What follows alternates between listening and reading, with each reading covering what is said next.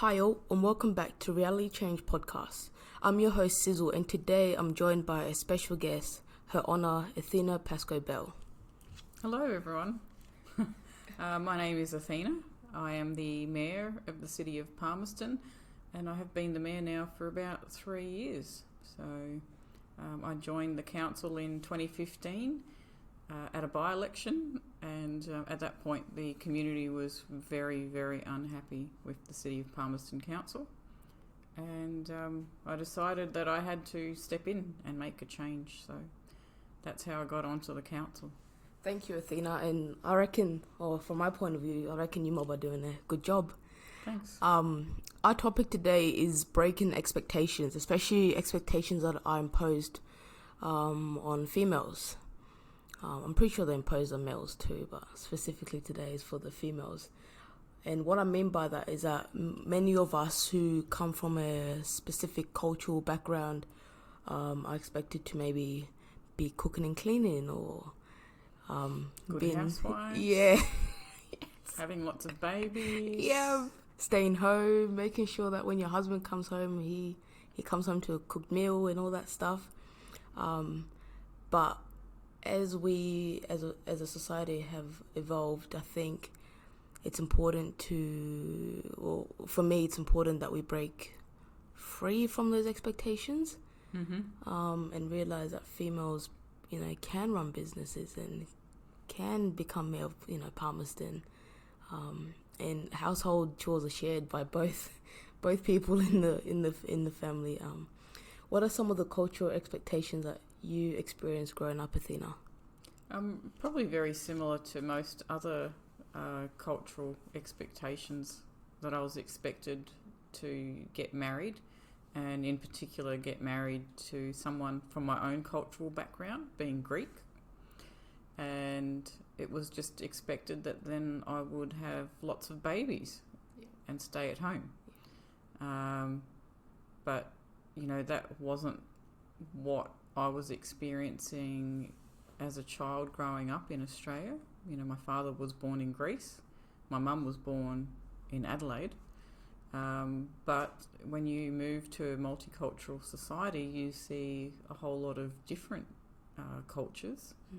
And, all through life you kind of see all these things and you think, well, there's obviously something more to just getting married and having kids. So, it's a bit hard with your family. I at one point, I met my partner, who I'm now married to, and I've been married to Shane, not Greek, for 20 years. And there was a point early on in our relationship where my dad and I didn't speak for 3 years. So, Wow. That's how tense things were. Obviously I wasn't living with my dad. I was, living elsewhere. But he just wouldn't accept that I had partnered with an Australian, and he was a soldier to boot, which my dad decided was just beneath me, really. Yeah. So, there was a bit of tension there for 3 years, but I'm still with the same person. Yeah. No, it's good. As long as you're happy, though, that's the goal at the end of it. But similar to Athina, I think I was born in Zimbabwe, and I left when I was 3, and we lived in England for 10 years. And obviously, I would go back and visit, and I still speak my home language fluently, but I was more of a British kid. I was more, I go back home, I always had the British accent on. And growing up, being a female who played soccer, who got into soccer and sports and video games, that was wrong in my culture. And I think me and my dad would constantly argue over it. From the age I was 10. From the age I was 10, me and my dad would argue because I thought there was nothing wrong because my brother got to do it. That was my excuse. Why does my brother get to do it? Get to go out with his friends. He was 10 years older than me, but I used to question that and challenge my dad. And there was times when me and my dad did not talk. But growing up in Australia, I moved to Australia 8 years ago. He sort of accepted that to some extent. you know, even though this whole business thing last year came out of nowhere, he was a bit iffy with it, but then he went, you know, if it makes her happy, then Yeah. that's what. But it does obviously take a lot of effort to get your parents to break out of their thinking, their mode of thinking. Yeah. I was quite lucky. I didn't have any brothers. It was just my sister and I, and she's younger than me, so I think I probably copped everything first. And she was the ultimate rebel, so she was always in trouble, but just rebelling because she wanted to go out and spend time with her friends and go out for dinner and that sort of thing. Yeah. And my dad just didn't accept it. But I had a cousin who had two brothers, and you know, you're completely right. The boys were allowed to go out and do whatever they wanted. Didn't matter what trouble and mischief they got up to. The parents didn't care. Yep. But my cousin, the female cousin, couldn't leave the house unless she had an adult or a male relative accompanying her. Yep. And I just, you know, her life was so restricted, so restricted. And this was in Australia. It wasn't, you know, back in Greece or anything like that. But our families had brought their values with them, and were very, you know, fiercely holding on to them. Yeah. And it, you know, it does cause tension. I was very lucky that I was also very smart, intelligent, so I always got really good grades in school. So, you know, I could see a completely different future to what my parents had envisioned for me. Not that I was planning on ever being a politician or becoming a mayor, but I was very focused on getting a university education and then being able to stand up independently, mainly because I just never wanted to rely on my parents again and have to live by their rules. Yep. So that was my motivation. Was becoming incredibly independent so that I didn't have to rely on my parents for housing, finances, anything. Yep. So that was what motivated me, was to go and explore my own life for myself. And you mentioned something, you mentioned two key points there about how, like, because a lot of people in my culture who saw what I was doing 2 years ago, challenging my parents, would looked at me and said, you know, you need to be sent back home and be disciplined. You know, that's what people said to me all the time when I was running amok. And but in some way, when we flip the coin and look at it, by us challenging our parents, we challenged their views. I completely challenged my parents' views, because instead of going, Sizzle, you can't run a business, when I did start my business, it was like, we don't know what you're doing, but go ahead, sort of thing. That's what it came to. And it's now nice to talk to my parents about my business and, you know, get ideas of, you know, what to do with this program and etc.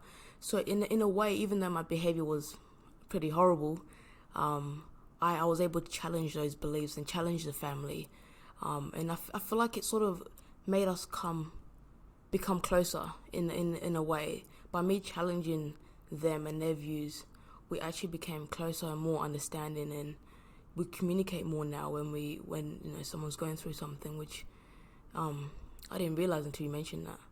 And the other thing you mentioned was, let me think, what was it? I completely lost train of thought. That's all right. I'll pick up on something that you mentioned, and that was this notion of sending you back to your homeland to straighten you out. I've seen that happen to a number of people in my family and friends, and it is an absolutely horrific and traumatic experience for those people who are sent back, because they've evolved from that culture. It's not their culture anymore. And in some of these situations, they're actually put in a lot of danger. Exactly. Because the way of thinking back in those home countries is by force, not by free will.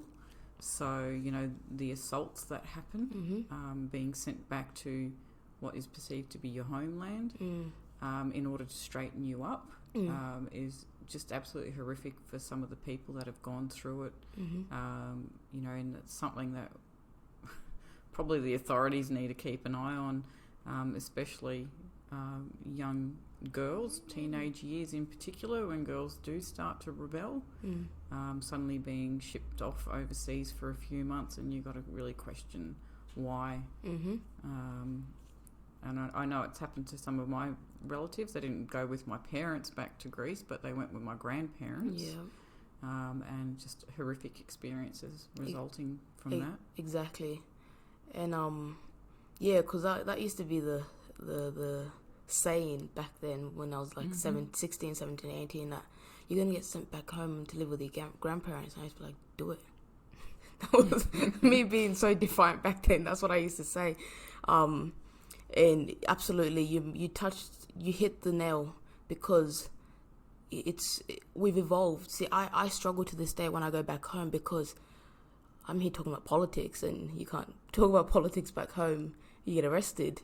And I really struggle with my family back home, because I'm expected to clean. Like it's almost like I'm not meant to. They don't ask me. I'm just meant to do it. You're meant to just get up after dinner and start tidying the everything and washing dishes and you know, to an extent, you know, look after yourself. You know, like I'll wash my stuff. I clean my room most times. I hope my mum doesn't listen to this, but I do clean my room most of the time.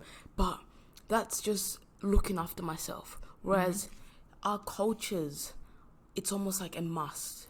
You must clean. You must do this for your husband, you know. And I've really battled with this, even when it comes to relationships, because it's almost like I'm expected.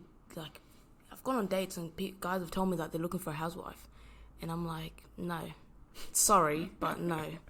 And I just I respect their views, but that's not me. Yeah. And I think I'm gonna be very honest on here, because there was a guy that I did like, and I did try and change to be what he wanted, but then I went, no, just didn't work for me. Just not you. Yeah, it's just not me. And if you're finding yourself changing for someone else and you're not comfortable with it, then there's a problem there. You know, because change is good.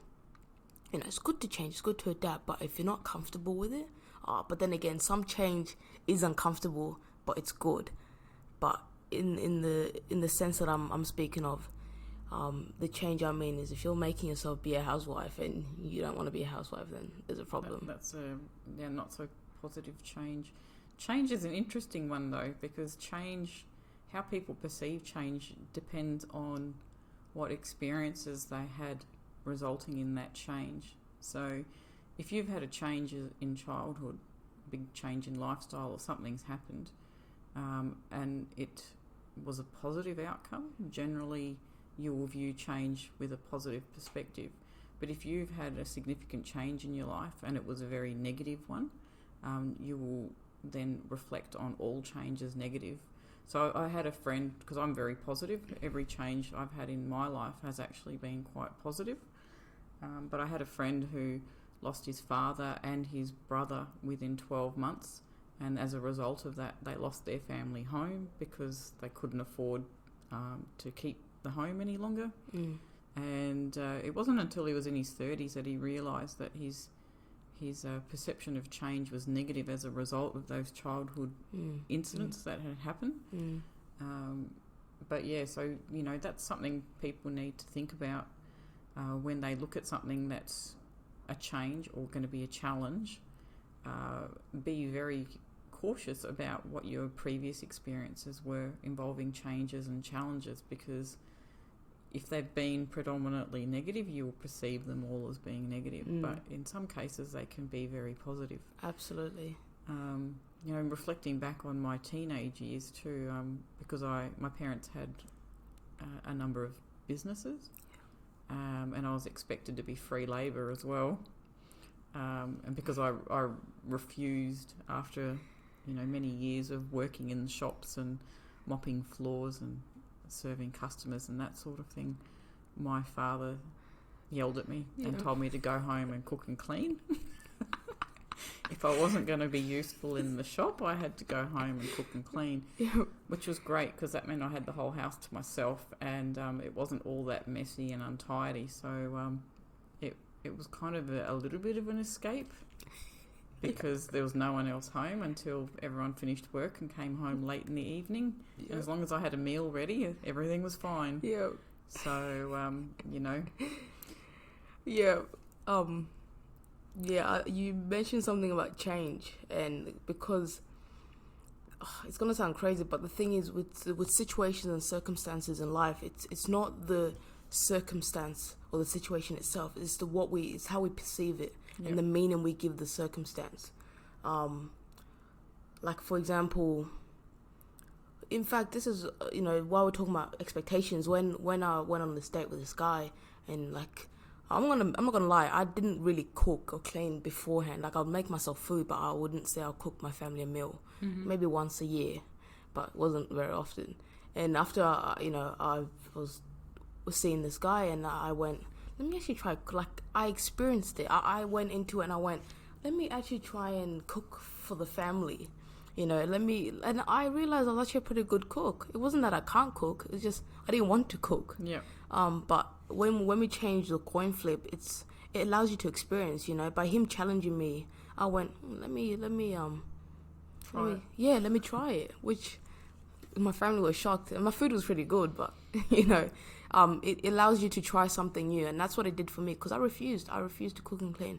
And my mum would ask me all the time, "Can you cook for the family?" I'll cook for myself, but I wouldn't cook for anyone else. But it allows you to try something new, because I feel like sometimes a lot of my female friends view it as a complete negative. Like they're like, this is negative, whereas I do agree to an extent, but it allows you to see a different point of view, in a way. But I think the way I wouldn't say break free from expectations, I just did what I wanted to do. At the end of the day, that was what I live by. I live by, will this make me happy? Because if I'm in a relationship to be a housewife, I'm not happy. It just won't last. For me, it just wouldn't last. I want to touch a little bit on it, because it's the same as businesses, because businesses are not here to make money. They're here to serve a greater purpose to society, but the money helps us grow. The money helps expand the business, and it's the same way we should look at these expectations. That look, they're opportunities to try something new, but it's not something that should be imposed onto you. It's not something that should be like a rule to say you must do this. Because for some females, being a housewife is natural. Yes. There's cousins who just love it, and I've got friends in Australia who just want to be a housewife, and that's perfectly fine. But for someone like me, I want to run my own business and have my partner run his own business, but we do it together, we grow together. So it's about doing what what makes you happy, Yep. And you're completely right. There are some women out there who just want to raise children and look after their household, and that's completely okay. Yeah. But then there are some others who just view life differently and want to do different things. Yeah. And it's not about restricting people. It's about actually encouraging them to do what they want to do. Yeah, absolutely. And become the people that they want to be. So, yeah. It's very tricky though. Very tricky. Because when I first started my business, I thought, my family will support me. Like, everyone will support me. And then I told everyone, and they would be like, there was, that silence, that awkward silence in the room. That's what happened. And I was like, I'm just going to do it anyway. This is what I want to do. Yep. But a year later, and there's a complete different point of view now. Everyone's like, oh, congratulations, Sizzle. I knew you were going to succeed. I'm like, you didn't say anything when I told you. Yeah. Oh, but it's good, because I know out of all four of us kids, I know my parents would say this to this day, I've challenged them the most. I've been the toughest. Are you the youngest? No, I'm the middle. The mid. It goes 33. My siblings they'll be like, why is she saying our ages on the podcast? But it goes 33, 31, 21 this year, and 18 in 2 weeks. Okay. So I'm like middle. So I've been the toughest. And teachers at my old school would say that as well. But it's just I've challenged things, maybe not in the best way sometimes, but I've always gone, why can't I play soccer, or why can't I, run a business, etc. And I feel like it's sort of like we spoke about earlier, is that it's sort of challenged my parents' views as well, because like you said, they came to Australia and they moved to England and Australia, and they still were holding on to these views. And it was a fear thing. It was a fear of everything else on the outside, coming to a new place. But by us as kids, as their kids, challenging those views, it's helped them see things from a different point of view, because I feel like if someone on the outside had challenged it, it'll come off as a threat. Yeah. Whereas us as kids, they'll love us. So it's not easy, But No. And look, I've got a daughter. She's 9. And she's always been a challenge. According to her schools anyway. But I see her in a completely different perspective, because having been through numerous challenges as a young child and a teenager, I actually can see the positive in her challenging school norms. Yep. Which I know is not what the teachers want to hear. It's not what they want to see. Yep. And the insistence on labelling children who don't want to think like everybody else, I actually struggle with that quite a lot. Yep. My daughter's got a lot of spunk. She's got a lot of character. She's very creative. But because she doesn't want to do everything the way school wants her to do it, it's a problem for the school. Yep. And trying to work with her and say to her, there's just some things you have to do at school. you have to do homework. You have to do these other things. But then trying to encourage her to do other stuff outside of school so that she can grow outside of school and not be hampered too much by what happens at school. It's about, like you said, looking at the positives. You've seen the positives in your daughter challenging the norms of the school. And I did that a lot at and school. Look, I understand, it's very difficult when you've got a class of 20, 30 kids and you've got one that's always challenging stuff. And that's why I am trying to work her and encourage her to do what the class asks her to do. Yeah. And there's a time for challenging and there's a time for finding your own way. I've just got to get her to that point. Yeah. Yeah, because you just mentioned how there's a time for challenging and a time for... I'm going to touch on this because there's times where I just keep my mouth shut because there's just no point. Like, in especially in my friend group sometimes, if I see that this conversation... Like, because I challenge to help people see. Whereas people, when you challenge them, they sometimes get really defensive.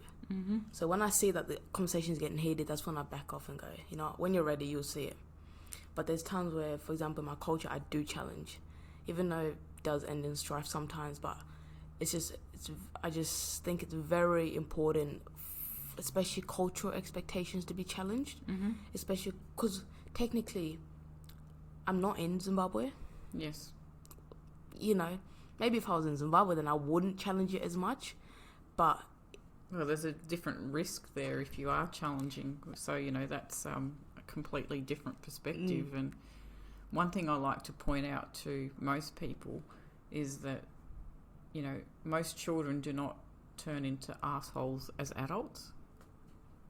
Most people grow up and move into normal society, and that you just don't have, even the most challenging kids do not always end up out of control as adults. There comes a point where everyone settles down into the lifestyle that they've chosen, and they make their own successes. Exactly. And it doesn't necessarily conform with their cultural expectations, but they're not going to be a burden to anyone or society in general. Exactly. And it's getting that message across, I think, to some of the the different cultural groups, that not many people actually end up being assholes to community. Yep. And they just live their own lives. Exactly. They do become productive members of community and society. So, sometimes I think that the challenge to remain within your culture is a little bit harsh. Yep. And you mentioned something about, because I was a pretty horrible, child growing up. You can ask, from the age of maybe 5 to 18. I was just at school, like, I wouldn't last half a day at school without being sent home. Like, that was just me. And I used to just challenge everything. Like, in fact, it got to a point where at school, I knew what they were saying was right, but I purposely challenged it for the sake of just being difficult. Mm-hmm. And I was horrible. Teachers were like, not going to get anywhere in your life, etc., etc. And, I love how you can see, because, in fact, I think I'm a very, valuable member to society, with the Definitely. work, with the work I do. But teachers, 3 years ago, people would be like, "This was going to end up like on the streets." That's what people used to say. And it's very important to not let what people label you as. Mm-hmm. Don't let that become your reality, because I had to take control of my life. I had to go, what do I want to do? And it sort of starts with self, because if I didn't want the change, I would have conformed to those to those labels. I would have just been like, oh, let me just keep doing what I'm doing because that's what I'm being labeled as. Whereas I wanted a change. I wanted something different for my life, and to then be an example to all the other females back home to go, like, you can do it too. Mm-hmm. But I wanted that change for myself. So I think a part of it is it's starting with self and going, what do I want?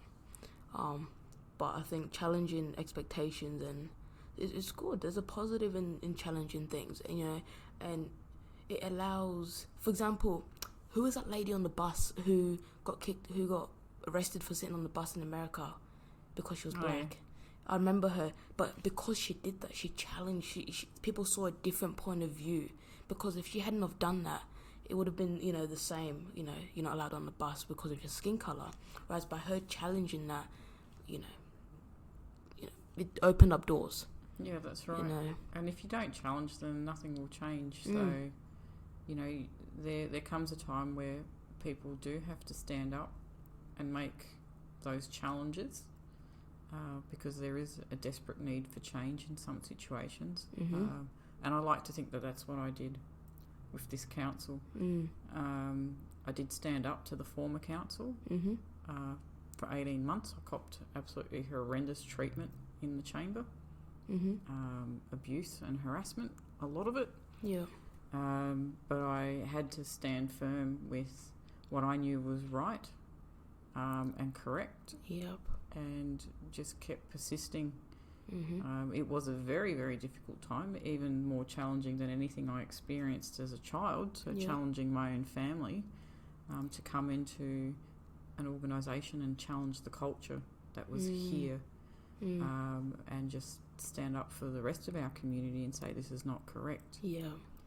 And in the end, I was right, and that council was suspended. And the last 3 years as mayor, we've really moved forward in our community here. Yep. But none of that would have happened if, I wasn't prepared to stand up to them and say, no, enough of this. We need to move on and get ahead and move on with the times as well. So, and what I love, because what I see sometimes is that there's so many people that are they're speaking change, protesting for change. But it's about leading by example. You see how you led. You got into council and you led by example. And I think that's very key because... you need someone who can actually do the doing. Yeah, rather than talk. Rather than just talk. There's always a lot of talk. Even before I was mayor at my last job, I was known for getting things done. And I don't know, but I was just able to work my way around the different systems that were in place and actually then get some traction and get things done. Mm-hmm. And that comes from, I guess, building confidence in those around you and the people that you work with, that they can rely on you, and that you will stand up and make changes. Absolutely. I think I get called a powerhouse now. I get called because I think, but I just go. I plan programs, I plan what I'm doing with podcasts, I plan etc., but I do it. Yeah. Do you know what I mean? The doing is what makes all the difference. And I'm very fortunate here at the council that the rest of the council is quite proactive, and our staff are very proactive as well. So as soon as we decide to do something, they can make it happen. Absolutely. But part of that is also letting them decide where they want to go. So not actually directing them in terms of every little detail, but giving them that opportunity to come up with ideas and then work on them as well. Which is, something that I was very, very proud of, was our community plan. And that was because we invited the community to put it together. It's not my community plan as the mayor, it's not the council's. It was put together by 50 members of the community.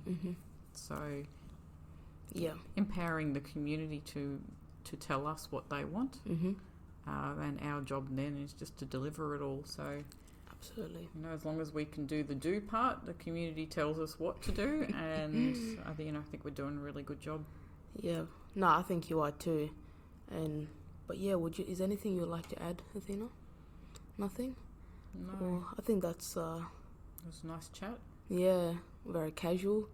But I think just to finish us off, it is very important to challenge expectations, and use that to then empower people who are trapped. I don't want to use the word trapped, but trapped in those expectations. To then or feel lost. To then see that they too can do it too, because the problem I've had at the moment is that people go, oh, Sizzle, you're so perfect, everything's just work. People don't see the behind the scenes stuff. They don't see the effort that you've had to put in, the changes you had to make. They just see all the good, Sizzle's won awards. They see that stuff. Whereas they don't see the behind the scenes, because my job is not to impress you, but is to express to you the same power that's within you. Because I came from rock bottom, I came from having no job, to playing video games, or Fortnite all the time. I came from, I deferred uni, and I didn't care. I didn't think I had a purpose anymore, and I went, something in me was just screaming, and I went, there's something that wants to get out, but I don't know what it is. So I jumped in, and I realized the power to bring any change, it starts with you, and then you use that to then empower your community, empower those who are disadvantaged to see what they too can do as well. But thank you, Athena, for joining me. Thank you very much. That's all right. And once again, your host, Sizzle Fuyana.